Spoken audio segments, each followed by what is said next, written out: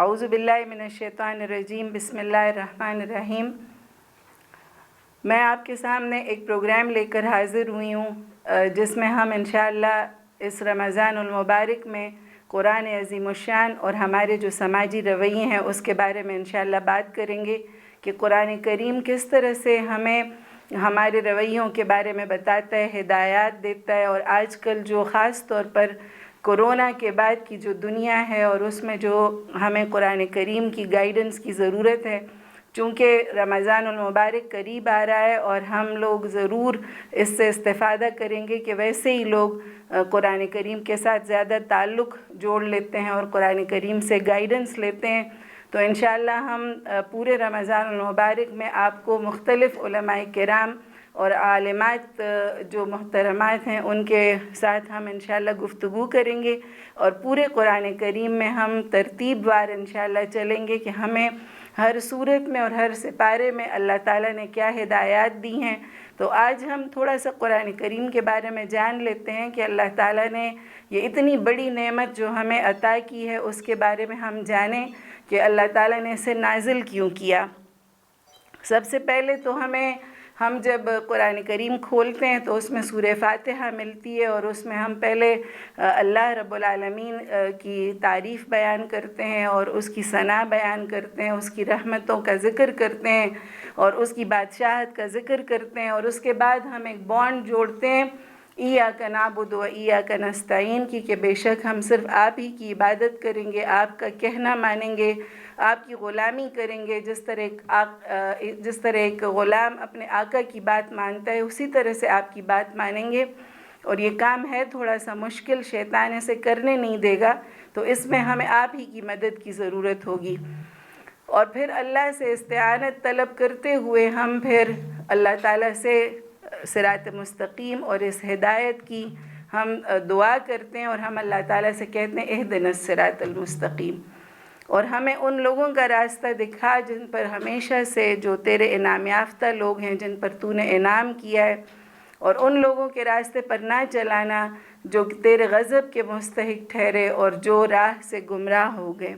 جواب میں اللہ تعالیٰ سارا قرآن کریم ہمارے سامنے رکھ دیتا ہے اور ہمیں کہتا ہے کہ بسم اللہ الرحمن الرحیم، الف لام میم، ذالک الکتاب لا ریب فیہ، کہ میرے بندو تم نے مجھ سے ہدایت طلب کی ہے، اور اس لیے میں تمہیں یہ کتاب تمہارے ہاتھوں میں دے رہا ہوں کہ یہ وہ کتاب ہے لا ریب فیہ جس میں کوئی شک نہیں ہے۔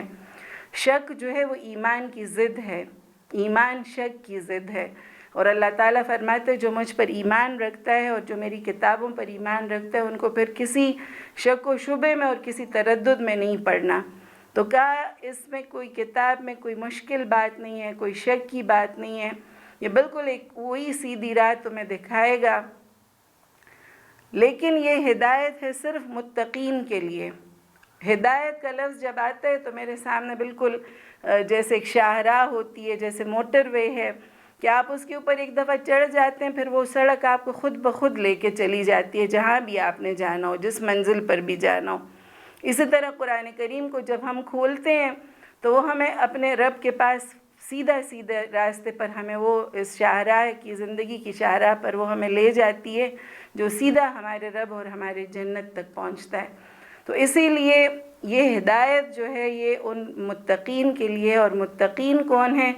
God consciousness. تقویٰ کا مطلب ہے وہ لوگ جو اللہ تعالیٰ کی موجودگی کا احساس رکھتے ہیں، اور وہ لوگ جو پرہیزگاری اختیار کرتے ہیں، ان چیزوں سے پرہیز جن سے اللہ تعالیٰ ناراض ہوتا ہے اور جن سے ہم اپنی جو جنت ہیں انہیں کھو دیتے ہیں، ان سارے کاموں سے ہم بچتے ہیں کہ جن سے ہمارا رب ناراض ہو۔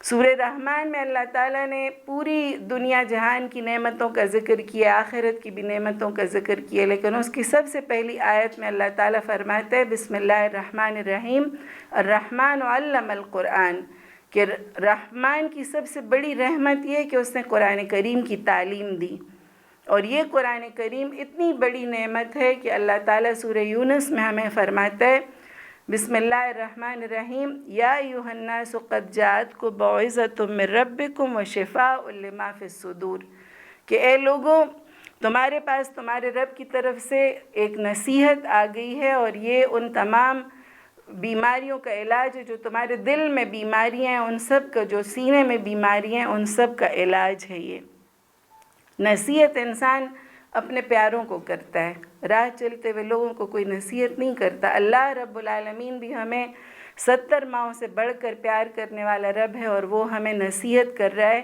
کہ تمہارے پاس میں نے یہ ایک ذکر ہے، ایک نصیحت ہے، یاد دہانی ہے، تمہارے پاس میں بھیجی ہے یہ نصیحت، اور یہ ان تمام جسمانی امراض کی بھی اور روحانی امراض کی بھی، جو دلوں میں تمہاری بیماریاں ہیں، جو روحانی بیماریاں، ان کی شفا ہے۔ وَهُدًى وَرَحْمَةٌ لِّلْمُؤْمِنِينَ، اور یہ ہدایت بھی ہے اور یہ رحمت بھی ہے اس پر جو لوگ بھی ایمان رکھتے ہیں۔ اور پھر اللہ تعالیٰ بہت ہی پیاری آیت ہے، اللہ تعالیٰ فرماتے ہیں قل، کہہ دو۔ حضور نبی کریم صلی اللہ علیہ وسلم اس قل کے پہلے مخاطب تھے، اور انہوں نے اپنی امت کو پھر یہ آیات جو چھوڑی ہیں، یہ نصیحت چھوڑی ہے، یہ ان کی آخری آسمانی ہدایت، یہ انہوں نے اپنی امت کے پاس ایک امانت کے طور پر چھوڑی ہے، اور ہم سب جو بھی ان آیات کو پڑھتے ہیں وہی اس کا مخاطب ہوتا ہے۔ بِفَضْلِ اللَّهِ وَبِرَحْمَتِهِ فَبِذَلِكَ فَلْيَفْرَحُوا، کہ یہ وہ کتاب ہے کہ اس کے اوپر تمہیں بہت زیادہ سیلیبریشنز منانی چاہیے، بہت زیادہ خوش ہونا چاہیے۔ هُوَ خَيْرٌ مِّمَّا يَجْمَعُونَ، یہ ان تمام چیزوں سے بہتر ہے جسے لوگ جمع کر رہے ہیں۔ تو اللہ تعالیٰ کا بہت بڑا احسان ہے کہ اس نے ہمیں اس قرآن کریم کی نعمت سے نوازا ہے، اور اللہ فرماتے هُوَ خَيْرٌ مِّمَّا يَجْمَعُونَ، یہ قرآن کریم ان تمام چیزوں سے بہتر ہے جسے لوگ جمع کر رہے ہیں۔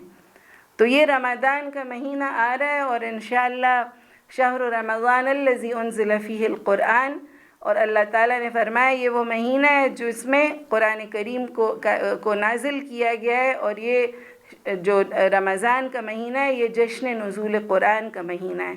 اللہ تعالیٰ فرماتے ہیں کہ یہ روزے تم پر اس لیے فرض کیے وَلِتُكَبِّرُوا اللَّهَ عَلَى مَا هَدَاكُمْ وَلَعَلَّكُمْ تَشْكُرُونَ، کہ جس نعمت سے اللہ تعالیٰ نے اور جس ہدایت سے اللہ تعالیٰ نے تمہیں سرفراز کیے، تم اس پر اللہ تعالیٰ کی کبریائی کا اظہار کرو، اور تاکہ تم شکر کرو۔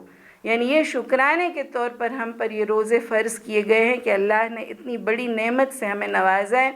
تو یہ بہت بڑی نعمت جو ہے یہ ہمارے لیے بہت ہی زیادہ ایک خوبصورت دن ہے، جس کو ہم قرآن کے ساتھ گزاریں گے، اور ہم اپنے رویوں پر غور کریں گے کہ ہمیں اللہ تعالیٰ نے کیا چیز، ہمارے وہ سماجی رویے کون سے ہونے چاہیے کہ ہم اس قرآن کریم سے ہدایت بھی لیں، اور ہم ان رویوں سے پرہیز کریں کہ جس پر اللہ تعالیٰ ناراض ہوتا ہے، جس سے بندے ناراض ہوتے ہیں، جس میں معاشرے میں فساد پھیلتا ہے اور امن و سکون کی جو زندگی ہے وہ برباد ہوتی ہے۔ تو انشاءاللہ ہم پورا مہینے مختلف صورتوں اور مختلف جو قرآن کریم کی جو ہدایات ہیں ان سے ہم انشاءاللہ خود بھی مستفید ہوں گے، آپ کو بھی مستفید کریں گے۔ تو ہم یہ پورا ایک ترتیب کے ساتھ انشاءاللہ اس کے اوپر بات کریں گے۔ آج سورہ فاتحہ سے اس کا آغاز کرتے ہیں کہ بسم اللہ الرحمن الرحیم۔ قرآن کریم کو جب بھی ہم کھولتے ہیں تو تعوذ اور تسمیہ ان دونوں سے اس کا آغاز ہوتا ہے۔ ہم شیطان سے پہلے پناہ حاصل کرنے کی کوشش کرتے ہیں۔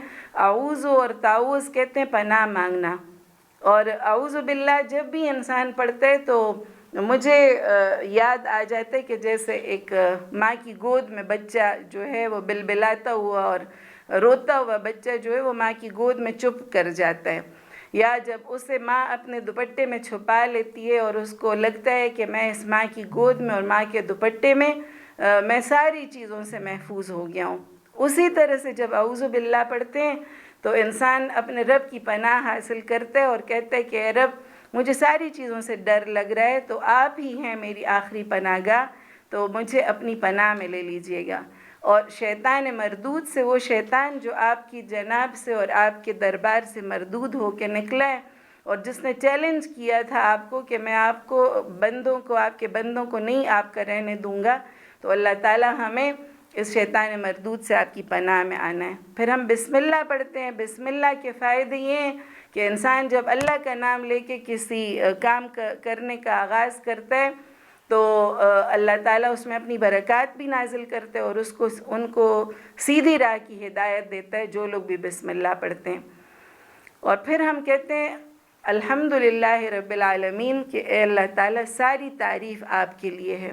حمد نام کی جو چیز ہے، تعریف نام کی جو چیز ہے، وہ آپ ہی سے شروع ہوتی ہے اور آپ ہی پر ختم ہو جاتی ہے.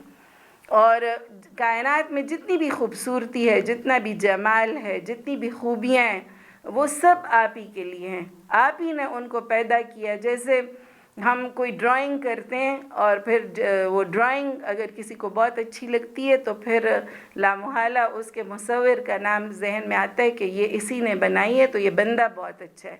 اس لیے کائنات میں جتنی بھی خوبصورتی ہے وہ اپنے خالق کے جمال کا اور اس کی خوبیوں کا اور اس کا اظہار ہے.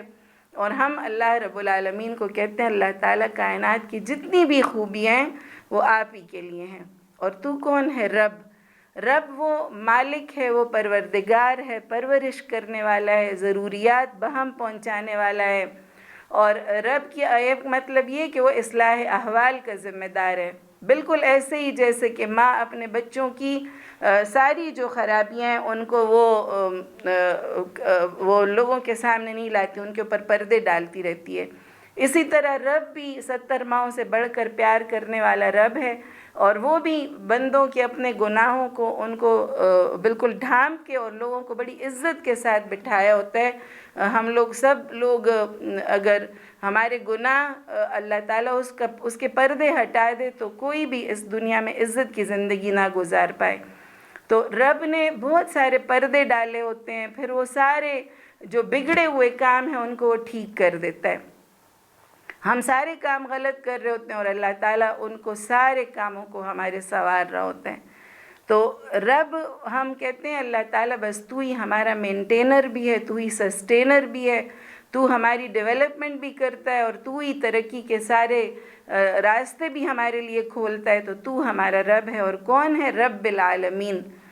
صرف اس چھوٹی سی جو ہماری زمین ہے اس کا نہیں، بلکہ عالمین پتہ نہیں کتنے جہان ہیں، کتنی چیزوں کو انسان نے ڈسکور کیے، کتنے کے اوپر ابھی پردے پڑے ہوئے ہیں. سمندر کی گہرائیوں میں دیکھ لیں، جنگلوں میں دیکھ لیں، برفزاروں میں دیکھ لیں اور ریگزاروں میں دیکھ لیں.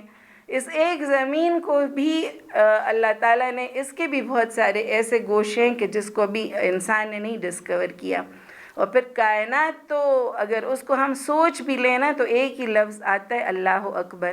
تو عالمین بہت سارے عالم ہیں اس جہان میں. اتنی کائنات میں بہت ساری چیزیں ہیں کہ جس کو ابھی انسان نے دریافت بھی نہیں کیا، اس کو دیکھا بھی نہیں ہے، اس کو جانا بھی نہیں ہے. تو اللہ تعالیٰ ان تمام عالمین کا رب ہے کہ جس کو اس نے پیدا کیے. کچھ کا ہمیں علم ہے، کچھ کا نہیں ہے علم. ان سب کو اللہ تعالیٰ پال بھی رہا ہے، ان کی پرورش بھی کر رہا ہے. وہاں پر مخلوق کو بھی خوراک بھی پہنچا رہا ہے، ان کے لیے زندگی کا سامان بھی کیا ہوا ہے.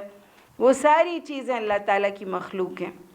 تو ہم کہتے ہیں اللہ تعالیٰ الحمدللہ رب العالمین. ہم ان تمام یعنی شکر کے رویے اور رحمت کے رویے، اس کا ہمیں پتہ چلتا ہے کہ ہم سورہ فاتحہ میں آغاز اسی سے کرتے ہیں کہ اللہ تعالیٰ جو بری چیزیں ہیں ان سے ہم پناہ حاصل کرتے ہیں، جو رحمتیں ہیں ان کو ہم کائنات میں بھی جتنی رحمت آپ نے بکھیری ہوئی ہے ہم بھی انشاءاللہ انہی رحمتوں کے ساتھ زندگی گزاریں گے. خود بھی لوگوں کے ساتھ رحمت کا معاملہ کریں گے اور رحم کا معاملہ کریں گے. پھر ہم آگے بھی الرحمن الرحیم کہ اللہ تعالیٰ بہت زیادہ مہربان ہے. وہ بہت زیادہ کہتے ہیں تم اہل زمین پر مہربانی کرو، اللہ تعالیٰ تم پر مہربان ہوگا. تم زمین والوں سے رحمت کا معاملہ کرو، اللہ تعالیٰ تم پر رحمت کا معاملہ کرے گا. رحمان اور رحیم یہ مبالغے کے صیغے ہیں، رحم سے یہ نکلے ہیں. اور اللہ تعالیٰ نے بہت زیادہ اس کائنات میں انسانوں کی سرکشی کے باوجود وہ رحمت کا معاملہ کرتا ہے. مالک یوم الدین. اور پھر ہم اعتراف کرتے ہیں کہ اللہ تعالیٰ تو ہی بادشاہ ہے. تو یوم الدین کا بادشاہ تو ہے ہی ہے، لیکن آج کل بھی ہمیں پوری ساری طاقتوں کو اللہ تعالیٰ نے ایک چھوٹے سے نظر نہ آنے والے جراثیم سے اللہ تعالیٰ نے سب کو یہ ہدایت دے دی ہے کہ میں ہی سپر پاور ہوں. یہ اللہ تعالیٰ نے اس دنیا میں بھی ہمیں سمجھا دیا ہے کہ ایک وہ جرثومہ جو کہ انسانی آنکھ سے نظر بھی نہیں آ رہا، لیکن اس نے بڑی بڑی طاقتوں کو، ان کی ساری سائنس کو، ان کی ٹیکنالوجی کو، ہر چیز کو فیل کر دیا ہے. تو ہمیں واپس پلٹنا ہے اپنے رب کے پاس، اپنے خالق کے پاس، اور وہ جو سرکشی کے رویے ہم نے اختیار کیے تھے اور اس زمین پر تعمیر کی بجائے تخریب سارے عالم میں پھیلی ہوئی تھی، جنگیں تھیں اور جدل تھا اور لاک ڈاؤن تھا. ہم اس لاک ڈاؤن کو تو ہم یاد رکھتے ہیں، لیکن ہم کشمیر کے لاک ڈاؤن کو بھول جاتے ہیں. ٹھیک ہے، ہم فلسطین کے، ہم مختلف جہاں پر انسانوں کے اوپر ظلم اور ستم ہو رہا تھا، تو ہم اللہ تعالیٰ کے آگے یہ اقرار کرتے ہیں، اللہ تعالیٰ تو بادشاہ ہے ہمارا، تو ہمارا مالک ہے، فیصلے کے دن کا مالک بھی ہے. لیکن ہم وہ فیصلے کے دن تو بعد کی بات ہے، ہم آج بھی اعتراف کرتے ہیں کہ اللہ تعالیٰ تو ہی بادشاہ ہے. بادشاہ کو جس طرح اپنی رعایا کے اوپر تصرف کا اختیار ہوتا ہے، اسی طرح ہم بھی کہتے ہیں اللہ تعالیٰ تو ہمارا بادشاہ ہے، دنیا میں بھی اور آخرت میں بھی. ایاک نعبد و ایاک نستعین، ہم تیری غلامی کریں گے اور تجھی سے مدد مانگیں گے. اہدنا الصراط المستقیم، اور تو ہمارے لیے سیدھی راہ کی طرف ہمیں ہدایت دے دے، ان لوگوں کے راستے پر چلانا جو کہ سیدھے راستے پر چلتے ہیں اور جن پر ہمیشہ تیرا انعام یعنی ہوا ہے. تو ہم پھر وہ دیکھیں گے انشاءاللہ کہ اللہ تعالیٰ کا انعام کن لوگوں پر ہوا ہے. کیا فرعون پر ہوا تھا؟ کیا نمرود پر ہوا تھا؟ کیا اللہ تعالیٰ کے باغی لوگوں کے اوپر ہوا تھا؟ یا وہ لوگ جو بڑی بڑی طاقتیں تھیں ان پر اللہ تعالیٰ کا انعام ہوا تھا؟ نہیں. ہم آج دیکھتے ہیں نا بڑے بڑے بادشاہوں کے دربار، اور آپ کبھی جائیں نا بڑے بڑے بادشاہوں کے یہ مقبروں پر، کوئی ایک بندہ بھی آپ کو نہیں ملے گا. اور آپ جتنے اولیاء بزرگ ان کے مزاروں پر جائیں، یا ان کو ایک خلقت کھڑی ہوتی ہے، ایک خلقت دعا میں مصروف ہوتی ہے، تو اور ان کو لوگ آج بھی یاد کر رہے ہیں. تو ہمیں بھی انہی لوگوں کا راستہ جن پر اللہ تعالیٰ نے انعام کیے، جن کو لوگ آج اچھے ناموں کے ساتھ یاد کرتے ہیں، ان سے ہمیں انہی کے راستے پر چلنا ہے، جو انبیاء کا راستہ ہے، جو اولیاء کا راستہ ہے، جو صدیقین کا راستہ ہے. ہم اللہ تعالیٰ سے دعا کرتے ہیں اللہ تعالیٰ ہمیں انہی راستوں پر چلانا. غیر المغضوب علیہم ولا الضالین، اور ان لوگوں کے راستے پر کبھی بھی نہ چلانا جن پر تیرا غضب نازل ہوا. جو قومیں بڑی بڑی قومیں تھیں، عاد اور سمود اور فرعون کی اور قوم صالح اور قوم لوط، یہ بڑی بڑی قومیں تھیں، بڑی بڑی سویلائزیشنز تھیں. اور ہم نے تو اپنی اس چھوٹی سی زندگی میں بھی دیکھ لیا کہ کتنی بڑی بڑی طاقتیں جو اپنے آپ کو سپر پاورز کہتی تھیں، وہ کس طرح سے اللہ تعالیٰ نے ان کو نکالا. ان کے سارے جو بڑے بڑے امپائرز تھیں ان کو دھڑام سے وہ گرا دیا، اور اس ایک کورونا نے تو ان سارے بڑی پاورز کے نقاب، چہرے سے نقاب نوچ ڈالے ہیں.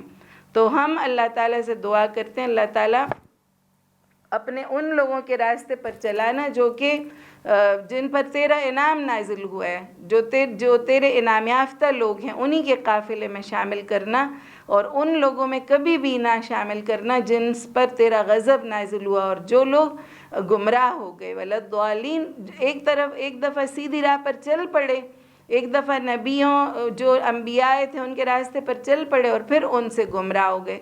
تو یہ سورہ فاتحہ اصل میں اس کتاب کا افتتاح بھی ہوتا ہے اور اس کتاب کا دروازہ بھی اس سے کھلتا ہے. اور اس کے بڑے نام ہیں، سبع من المثانی اس کا ایک نام ہے کہ یہ وہ 7 آیات ہیں جو کہ بار بار دہرائے جانے کے قابل ہیں. اور بار بار دہرائے جانے کے قابل اس طرح سے ہیں کہ ہم اسے دن میں اگر ہم صرف فرض اور سنتیں پڑھیں تو سورہ فاتحہ کے بغیر کوئی رکعت کمپلیٹ نہیں ہوتی، اور تقریباً 38 دفعہ تو اس کو ہر وہ مسلمان جو 5 وقت کی نماز پڑھتا ہے اس کو 38 مرتبہ ہم لوگ پڑھتے ہیں. تو ہم بار بار اللہ تعالیٰ سے کہتے ہیں اللہ تعالیٰ تو بہت رحیم ہے، تو کریم ہے، ہمیں صراط مستقیم پر چلانا. تو ہم اپنے رویوں پر ضرور انشاءاللہ غور کریں کہ ہمیں سورہ فاتحہ کن سماجی رویوں کی طرف ہمیں دعوت دیتی ہے. اور ہمیں کس طرح سے لوگوں کے ساتھ رحمت کا سلوک کرنا ہے، لوگوں کی بھلائی چاہنی ہے، لوگوں کو ٹیڑھے ٹیڑھے اور شیطان کے راستوں سے بچا کر اللہ رب العالمین کے سیدھے راستے پر چلانا ہے، اور ہم سب نے مل کر جانا ہے اس اللہ کی رحمتوں کی طرف، اللہ کی جنت کی طرف۔ اس زمین کو سکون سے بھرنا ہے، امن سے بھرنا ہے، عافیت سے بھرنا ہے۔ خود وہ ہم مرکز محبت بن جائیں کہ ہم معاشرے میں روشنی پھیلا سکیں، معاشرے میں محبت پھیلا سکیں، معاشرے میں سکون پھیلا سکیں، اور معاشرے میں ہم امن اور محبت کے رویے پھیلا سکیں۔ تو انشاءاللہ کل آپ کے ساتھ ایک اور سورت کے رویوں کے بارے میں بات ہوگا کہ اللہ تعالیٰ اس میں ہمیں کس طرح کے رویے اپنانے کا حکم دیتا ہے۔ تو انشاءاللہ کل آپ سے ملاقات ہوگی۔ وآخر دعوانا الحمدللہ رب العالمین۔